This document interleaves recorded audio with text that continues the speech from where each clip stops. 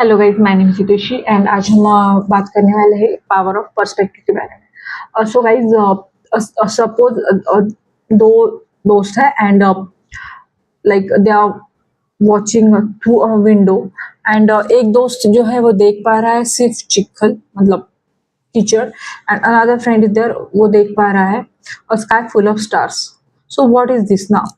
एक ही खिड़की है, उसी खिड़की में से बाहर देख रहे हैं, लेकिन अलग अलग चीजें दिख रही है। ये क्यों? तो this is all about perspective. हम किस प्रकार परसीव करते हैं एक आधी चीज को, इसको हम बोलते हैं पर्सपेक्टिव। तो अपना लाइफ जो है उसमें भी यही प्रकार होता है। हमारे साथ क्या होता है ये हमारी लाइफ डिफाइन नहीं करता है।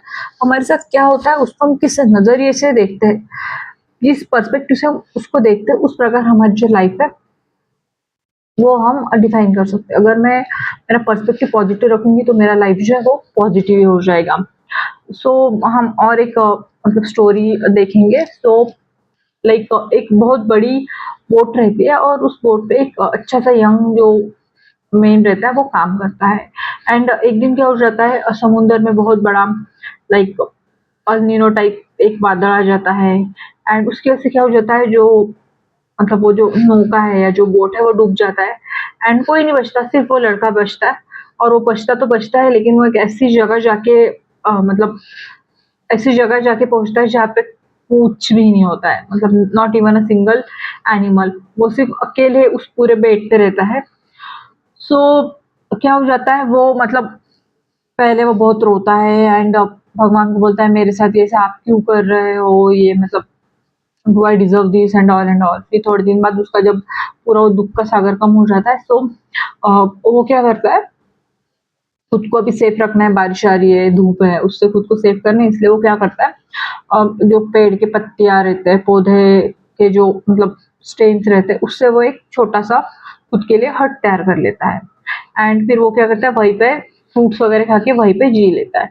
फिर एक दिन क्या होता है, लाइक सुबह सुबह अभी उसके आसपास जो फ्रूट्स रहते हैं वो उसको थोड़ा सा लाइक हो जाता है कि भाई अब हम थोड़ा सा दूर जाके आता है।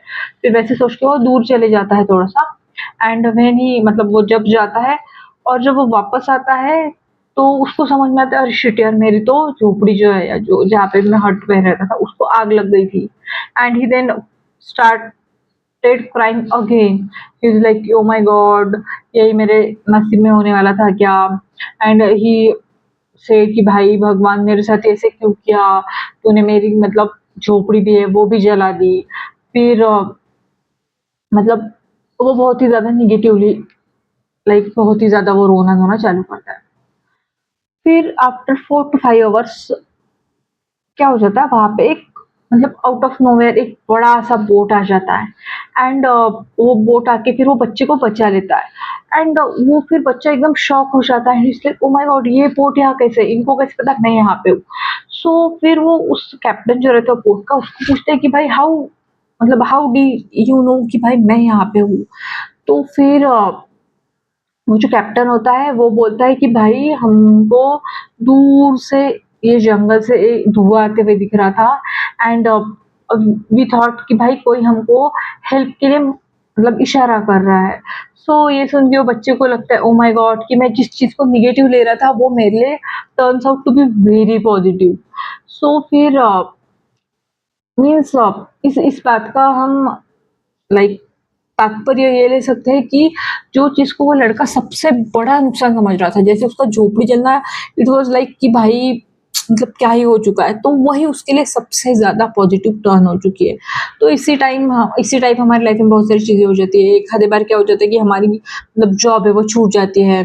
सो इसको हमने निगेटिव नहीं लेना चाहिए, हमको ऐसा सोचना चाहिए कि भाई ये जॉब गई तो God is giving better opportunity. एक आधा रिलेशनशिप टूट जाता है, सो वी मस्ट थिंक कि नहीं नहीं भाई, मतलब भगवान ने जो है मुझे गलत आदमी से बचाया है।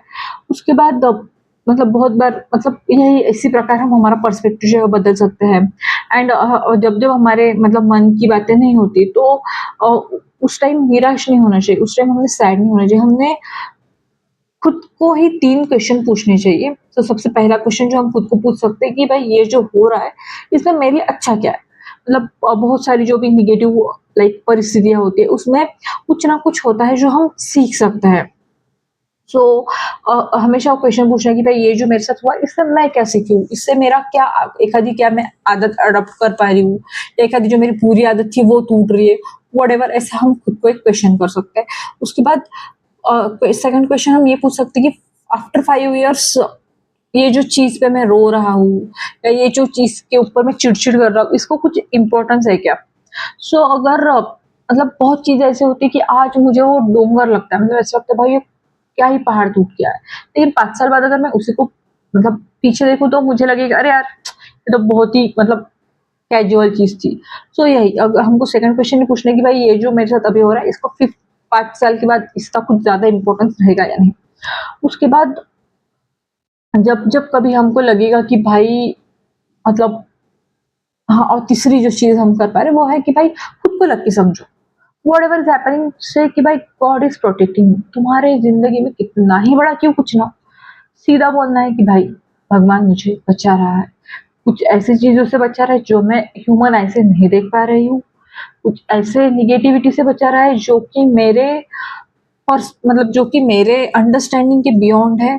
और अगर फिर भी हमको बहुत नेगेटिव लग रहा है तो सीधा भाई उठिए एंड अपने गांव में, हर किसी के गांव में हॉस्पिटल होता है, हॉस्पिटल में जाके देखिए।